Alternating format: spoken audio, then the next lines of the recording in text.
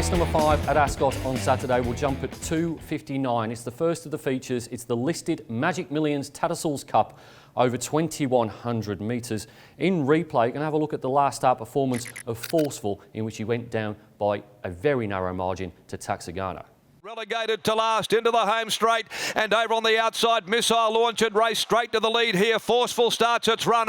Taxagano battling double digit back towards the inside. Missile Launch led them though with 150 to go. Now Pike goes to work. Forceful cuts it down. Coming again, Taxagano. Taxagano on the outside.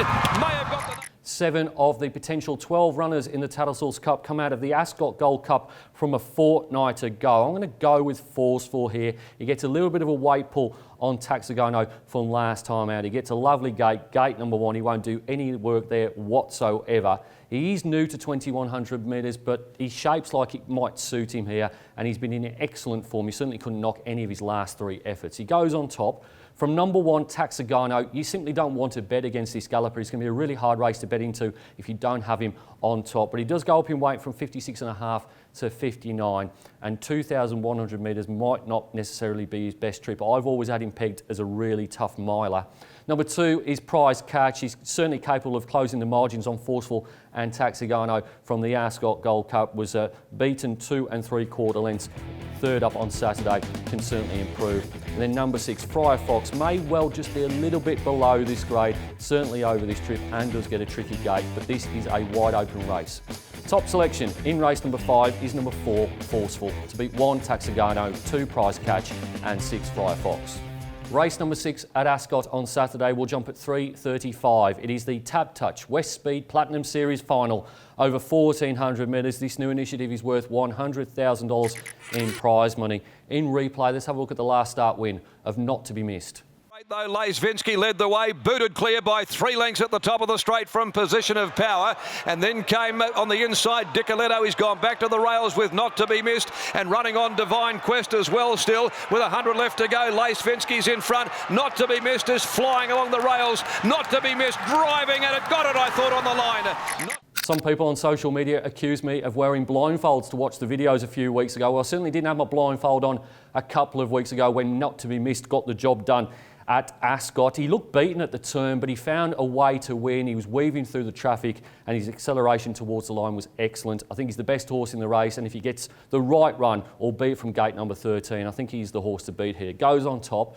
From number 6, Zephyr Queen, Jim Taylor is excellent at placing his horses. I think he set Zephyr Queen for this race. She's only had the 1 run this campaign. It was 4 weeks ago. She finished 6th. I think that was a tick, certainly not a knock. Gets the claim here for Chloe Azzopardi. Nice gate as well. I think she can run a race.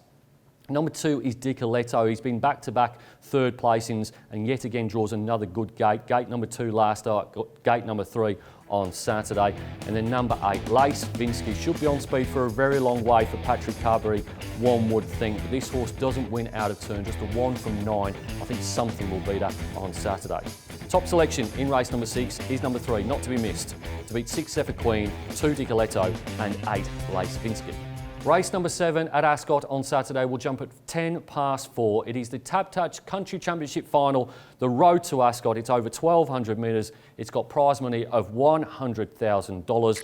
In replay, let's have a look at the Kalgoorlie heat that was won by Mr. Genoa. Break of a length and a half to War Secrets, taken out there wide from Dazzling Poet. Mr. Genoa down the outside, 200 metres left to travel. It's Concrete Madam, Nemmer off the inside. Mr. Genoa, War Secrets trying hard to get them. It's Concrete Madam just in front. Mr. Genoa coming hard. Mr. Genoa goes to Concrete Madam. Mr. Genoa. Mr. Genoa has won 3 from 3 since returning to WA for a new bunch of owners, and he simply could not have wished for a better gate here. Gate number 1. I know he's got 62 kilos, but he does have William Pike in the saddle, who takes over from Kira Yule. Pikey rode this horse 3 starts ago when it won at Kalgoorlie on the 5th of October. I think he's the class galloper in the race, and he gets a lovely draw. Goes on top. From number 8, Concrete Madam. Mr. Genoa is trained by Luke Fernie. Well, Concrete Madam is trained by his father, Peter, was just pipped by Mr. Genoa in the Goldfields heat. I think that is clearly the strongest form reference, goes in for 2nd. A horse that really could have done with drawing a gate is number 2, Milady. He's blown away 3 fields up at Geraldton since joining Sarah Childs, but the gate is a massive negative for this on-speed galloper. Shout out to Sarah. I know that you on Twitter the other day saying another bad gate in this race. You will draw a marble soon, I'm sure. And then number 5, Nemiroff, has drawn even wider than Milady, so he's likely to have a very tough run for Peter Fernie's galloper, who will be ridden by Mitchell Pateman. Top selection in race number 7 is number 1, Mr Genoa, to beat 8 Concrete Madame, 2 the unluckily drawn Milady, and 5 Nemiroff. Race number 8 at Ascot on Saturday will jump at 10 to 5. It is the feature. It is Australia's last Group 1 sprint of the year, the Crown Perth Winterbottom Stakes, 1,200 metres, $1 million. In replay, we're going to have a look at the top seed from the local ranks, and that's Flirtini. The Celt leads the chase, further back Riverdance, then Snow Lord, Flirtini, back behind those and Stageman trying to thread his way through. Misty Metal's run could be short-lived. The Celt, and look at Flirtini going 3 to their 1. Flirtini went to the Celt. Boy, oh boy, there's a great victory.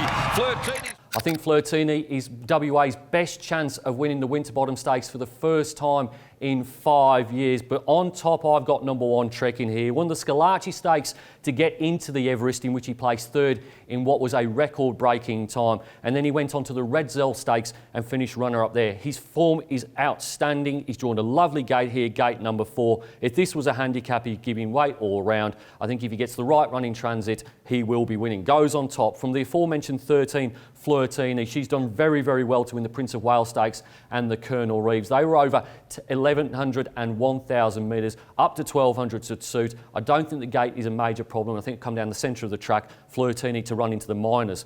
Viridine might be a little bit of a forgotten horse here for Godolphin. Returns to Group 1 company off his strong win at Sandown the week before the Railway Stakes. That was at Group 2 level, over the 1,000 metres, back up to the 1,200, has won twice over the trip. And then number 10, Vital Silver, exceeded market expectations in the Manikato Stakes, finishing 2nd in that Group 1 before returning home. Has gone to another level this campaign. This Roma Cup winner could certainly be there or thereabouts for gate number 6.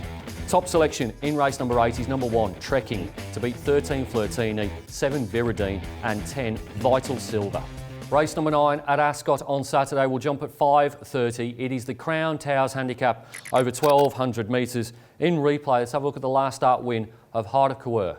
Around the turn, running on. Aconite searching for a clear run. Foxy Royale at the head of the remainder. Wide out Spirit and Fire. Kiss the Breeze hit the front. Heart of Coeur gobbled it up very quickly though, and Heart of Coeur accelerates away with 100 left to go. Put up 2.5 to 3 lengths. Spirit and Fire from last. Wanna Be Good, but Heart of Coeur, showing plenty of ticker, comes away and wins. Good competitive race to round out Winterbottom Stakes Day. Going with the top weight here, number 1, Heart of Coeur, run on really strongly to put a gap in the field 10 days ago, beating Wanna Be Good by more than 2 lengths. Looks like getting a gun run here under Jade McNaught, who keeps the ride. 58.5 kilos from gate number 5. Hot tempo, Heart of Coeur goes on top.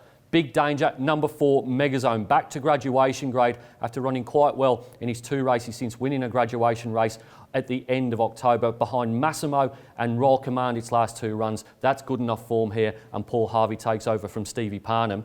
Number 7 is Supreme Force, running almost the same time as Heart of Coeur in a different race over the same course and distance 10 days ago. So the form does stack up there. They make some gear changes, but does get the outside gate here, or one of them at least, gate number 15. And then number 16, Significant Hero. Many issues this horse had to win at Bunbury on his reappearance, but this is a lot tougher, and I think we can bet against Pike in the last for once. Top selection in race number 9 is number 1, Heart of Coeur, to beat 4 Megazone, 7 Supreme Force and 16 Significant Hero. It's now time to nominate my best bets on the Ascot card. Going in race number 2, Downforce for Neville Parnham, and then in race number 7, number 1, Mr Genoa for Luke Fernie.